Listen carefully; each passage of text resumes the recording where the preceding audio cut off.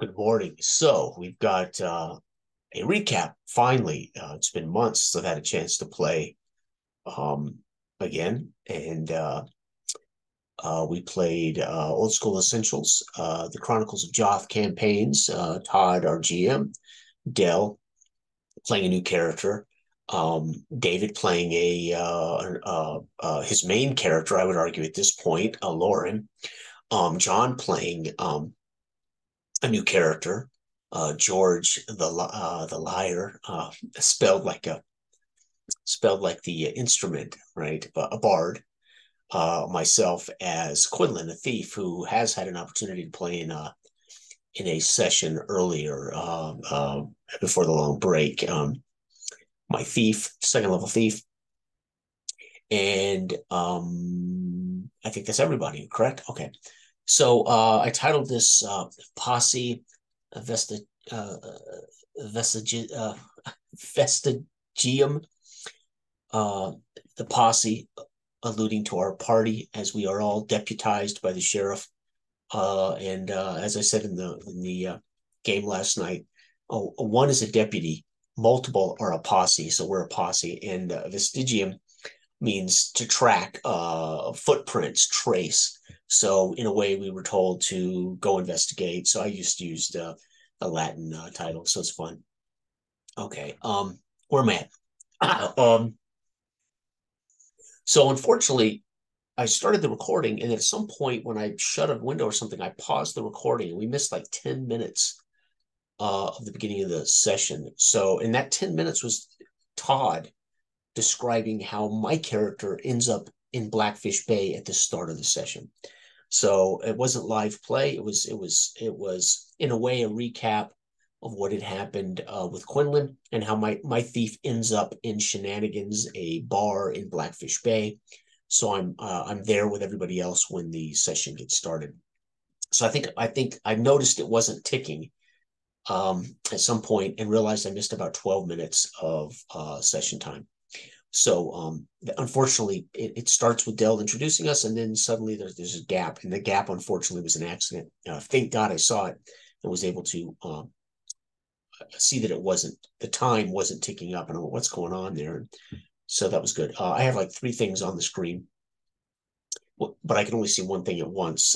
So it records my screen. So it's either us in Discord, it's Roll20 with the maps and the dice, or it is my character sheet, whatever I'm looking at, or the rule book, whatever I'm looking at is what's recorded in with the software I use. Okay. All right. So Quinlan had been with Weird in a session earlier last year, or I should say earlier in this year. Um, Weird, one of I think Dell's original character when all of these chronicles started. We were investigating a tent by the Lake of Talons, east of the Lake of Talons. Um, Weird is killed by this giant behemoth of a bodyguard named Crutledge, as a character named Jacotus, which we had not really met or seen at that point. Was doing a bell dive into the lake, searching for something. Of course, our characters are not aware of this technology or what this is all about. Meanwhile, while Weird was trying to pull the hose for this bell diver out of the lake, he's attacked by Crutledge, gets up in a battle in the on the beach. My character takes advantage of this, sneaks from a bush into the tent, sees Hootie, which is Weird's friend, a magical blowfish that is like bagpipes that can't be harmed. He has like some kind of his magical abilities. He really can't be harmed. Well, I don't know that. Quinlan is not aware. He just sees this creature being used and victimized. So Quinlan steals Hootie, puts him in his backpack, and I abscond into the bushes to hide. I witness Crutledge cut Weird down in the beach, and then I make a run for it east, and I head as far east through the darkness as I can. I bump into a monk in the wee hours of the morning as I stop to camp. I bump into a monk. He joins me, and we head to Bricket Bottom, where I sell or I trust a band, the Dwarfish. I think they had another name prior to this, but I trust them. I to take Hootie into their band and to protect him. and to get him out of that situation. And I think I actually sold him for like a pence, like 25 gold or something. I sold him to the band. And they became a very popular band very quickly. That's Quinlan. And then Quinlan hangs around Brickett's Bottom. Now, again, this is not live in session. This is all kind of what my character's goal was, because as we leave characters in the campaign and we come back to revisit the characters, we need to kind of track where they're at or what they might have been doing. Well, my goal, Quinlan was waiting for the Well Witch to create the well so he could return to the big city of Joth, right? He wanted out of this backcountry nonsense. So he's stuck at Bricket Bottoms waiting for the Well Witch to complete the well. Meanwhile, while there, learns that Hootie and the band have gone missing while they were traveling to do a gig, and was hoping to learn more about it. What I learned was the hooded figures were looking for me as a thief who stole Hootie. So somebody paid these mercenaries to hunt me down for stealing Hootie from Jacotus, right? We don't know this at the time. Quinlan doesn't know who these people are, but they're looking for me. And that's how we fast forward to the launch of session 37. And again, it's Lauren, who is a longtime stalwart main character, Lauren, and he's in a tavern. Ignatius's tavern. Ignatius is the tavern keep that has the cage on his head that corrals the fox that has been cursed upon his head. Ignatius is one of Dell's former characters. He runs Shenanigans now, and he really, and George is there, yeah, in the inn, looking for Hootie and the Dwarfish. Hootie and the Dwarfish, as he claims he's going to be traveling and not recording, but performing with Hootie and the Dwarfish. And then, of course, my character's there hunting for Hootie and the Dwarfish as they have gone missing. So the Reeve there, the sheriff of Blackfish Bay in the tavern, implores us to investigate east or north of the Lake of Talons. So Blackfish Bay is in the south of Talons. North of in this lake is Stony Lonesome, which is a giant phallic tower, and there's like a earthen bridge that connects over the river into the Lake of Talons as everything flows from north to south into this lake.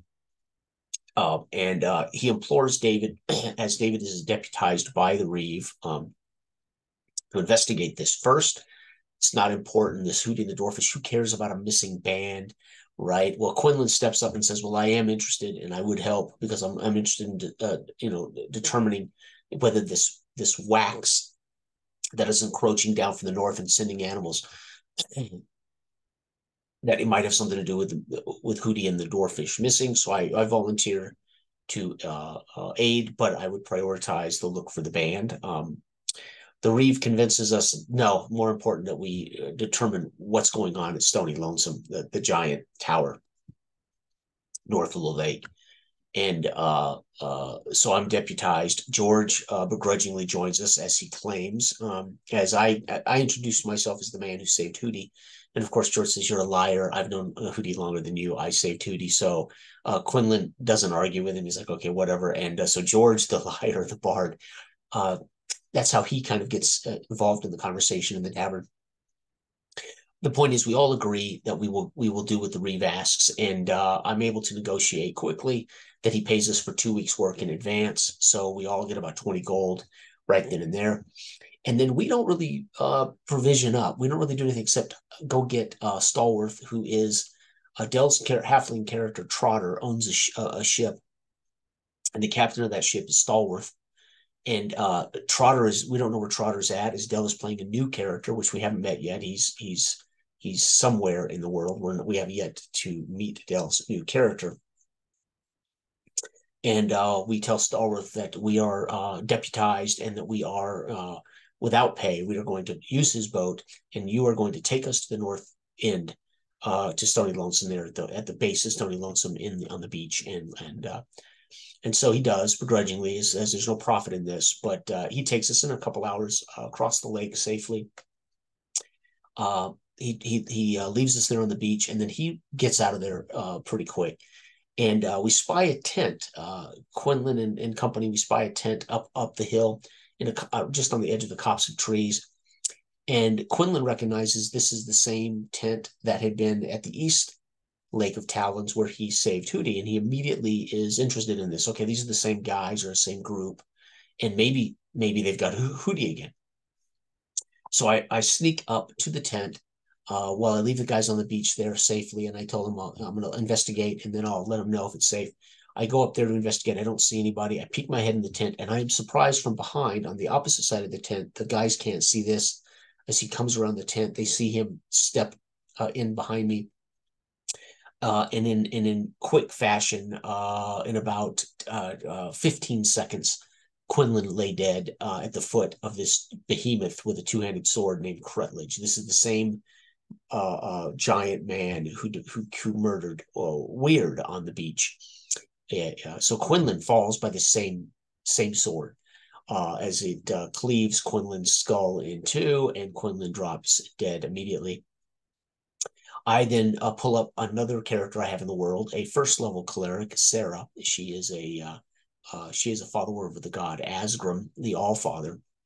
And Dell introduces his character hiding and seeing all of this. He waits to see what the big man will do. As the big man spots David's character, Lauren, and George on the beach, they all see him cut me down, and he begins down the hill toward them on the beach. Cavan, Dell's new character, who we have not really met, we don't know much about, he takes advantage of this as he turns his back and heads down. He comes out of his hiding place and into the tent, where he quickly takes ownership of all of Quinlan's possessions, right? My purse, my weapons, my backpack, whatever it is. He takes possession of any valuables there as he investigates. And in the tent, right in the just inside the doorway of the tent, there are cots and things. Nobody's in the tent, but there is a giant stone that has been buried here in the ground, and it's a dark stone with like glowing lines and sparkles. And so he decides to put his shoulder into it and try to topple it. He's unable to do that, but he steps out of the tent when he fails to do that, and he sees Crutledge engaged with Lauren on the beach in a sword fight, while George runs to the water edge, debating on swimming out of the lake to get away from this giant man who he's just watched kill Quinlan. My new character, Sarah, is crossing the Earth Bridge, which is northeast of where this is happening, and she sees this tent and this scuffle going on, and she begins the process of running toward this melee. And in a couple of turns, she runs down past the tent. Cavan sees her pass. He steps out with his bow and is trying to find a target, as Lauren has done some damage to the big man and has avoided, for the most part, any damage as he's out fighting the big man with a big sword. While George starts to gain some confidence when he sees Lauren hold his own, he tries to dip a stone into the wax and shoot the slingshot with a stone covered in this acid-like wax, which is devouring the world. This wax, which he earlier when we first landed, he stuck a torch in that wax, and I was fortunately able to make a save and pull his hand free as it devoured the torch and destroyed the torch. He got his hand away just in time. He thought maybe he could burn the wax away, but he's aware now of how dangerous this is. Quinlan did inform them that this is dangerous. Don't fall into it. Don't touch it. Because Quinlan would have known a little bit about this from his life in Joth, where most of the world in the area of Joth, the city of Joth, is aware of this stuff and has been dealing with this stuff for years, from the god Thraxus, the dragon god Thraxus, right? Which we aren't sure whether he saves us from it or whether he's producing it. Who knows, right? None of us really know. But in the city of Joth, the only religion that is legal is the worship of Thraxus. All other religions are minor or illegal. Okay, so again, he learned quickly that this wax, so he dips his stone in it, quickly loads it, fires a sling, and he misses badly as his sling is destroyed by the acid. Lauren continues to get the better of the big man in a melee as Sarah comes rushing down the mountain full speed and with her mace hits this giant man in the low back. And together, Lauren finishes him off as Cavan, up by the tent, is unfortunately missing with missile fire. But he brings down, Crutledge does, Lauren. Unfortunately, the man is so big, he falls upon Lauren, and they roll and tumble down into the water's edge. As Lauren takes his only damage, really, of the fight is unfortunately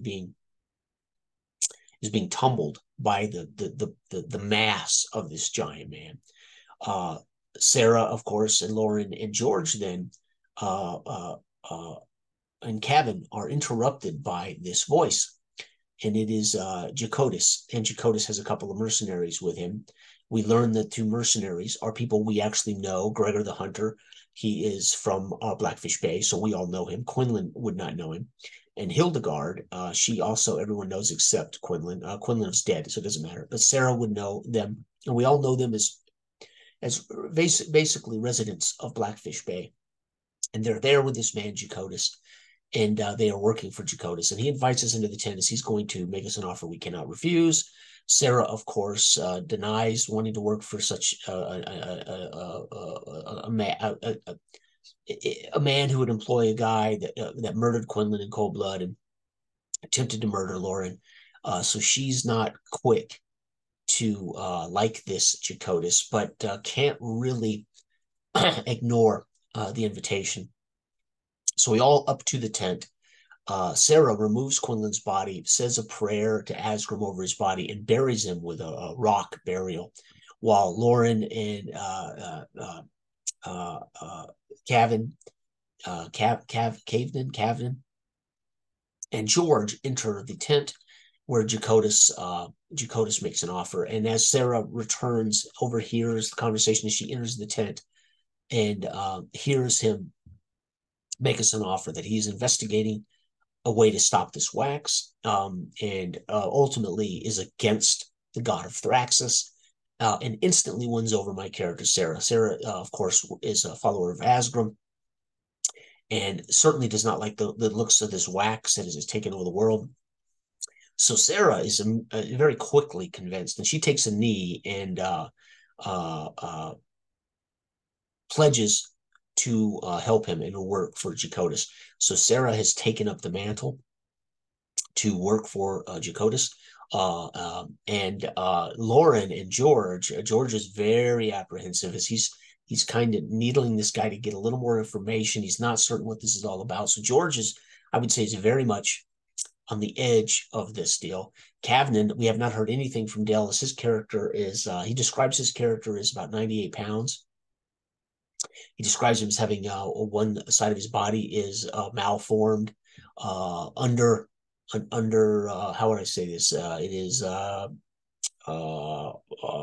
emaciated to some degree. So one side of his body is withered, like his one side of his face is disfigured.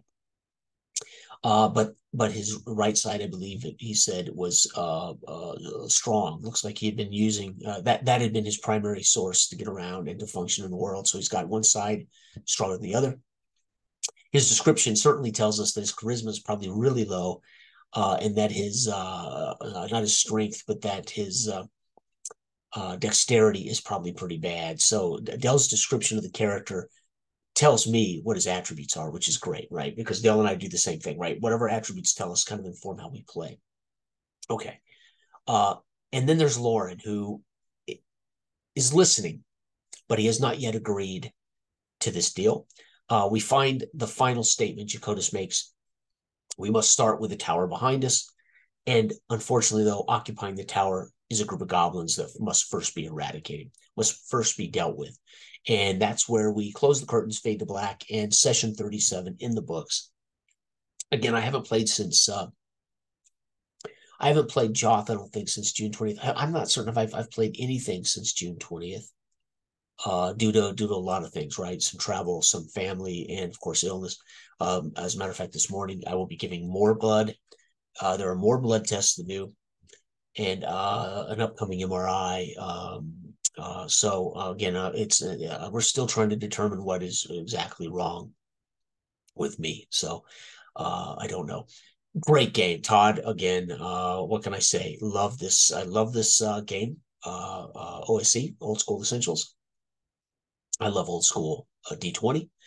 And I like the way Todd adjudicates, right?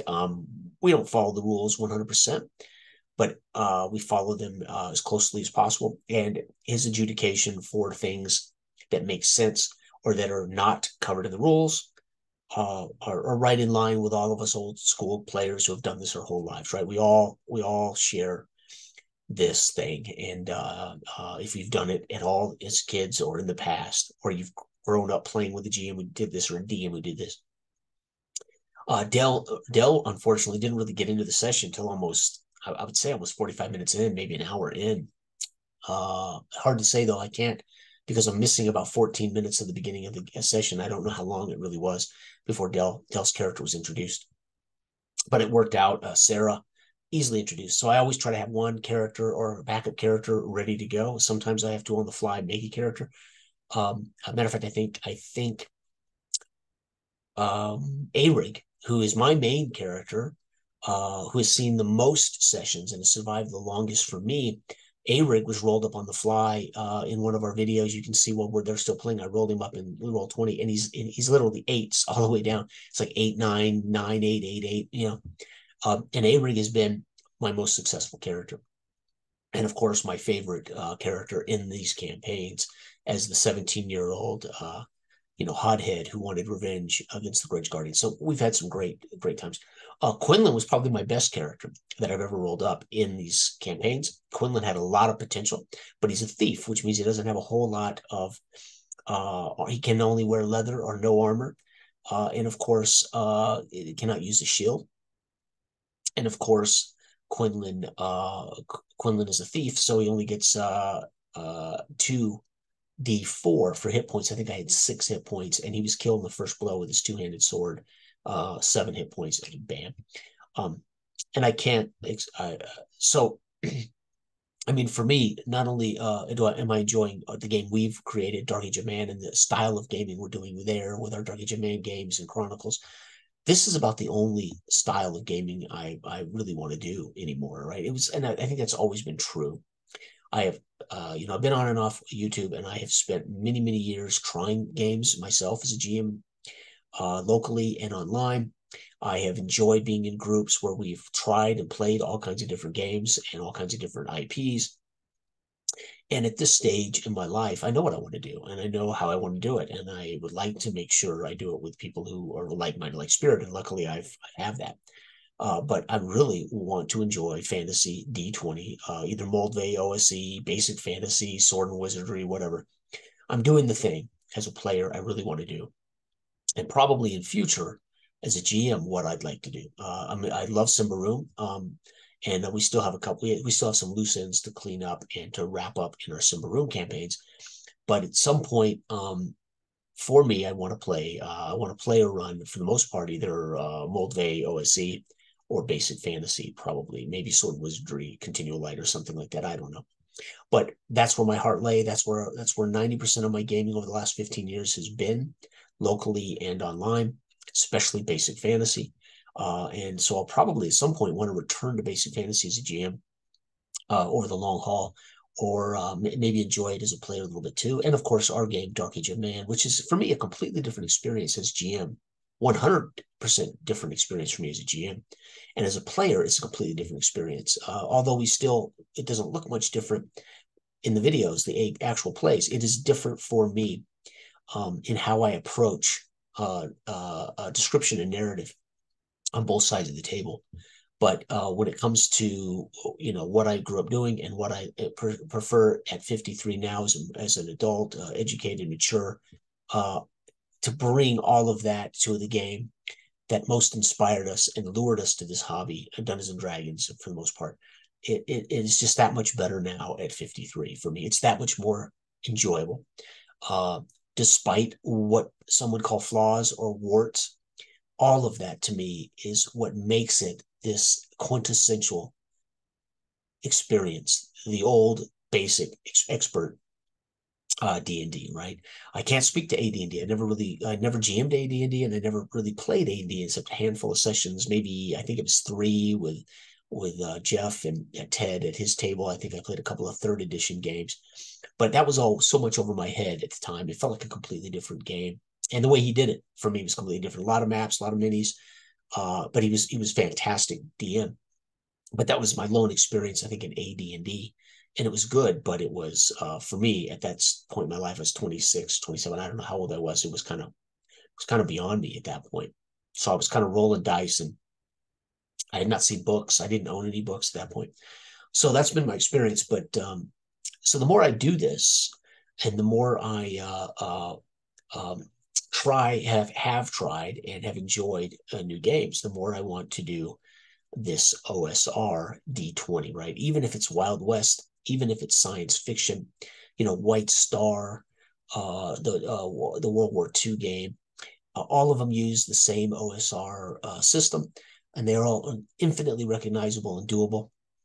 A handful of details change, but that's where my heart. Depending on how long I can do this, right? I don't know with my voice, with my health. I don't know when or how long I'll be able to do this, or how regularly I'll be able to do this. So what's happened in this last year with my health and much of my my family, uh, it has made me reevaluate, circle the wagons, and reevaluate. What is it I want to do? What is it I get the most out of? How do I want to play? And what games do I want to play? And GM and so I mean the so Joth, Chronicles of Joth, OSC with Todd and the guys is it is a mainstay. It is phenomenal, and it is rewarding as heck. So at some point, I want to GM something like this as well, and that'll be the direction I head in the future for online gaming, probably as a GM, as a dungeon master or GM. All right. Thank you, everybody. Great game again last night, guys. I hope everybody has a great week.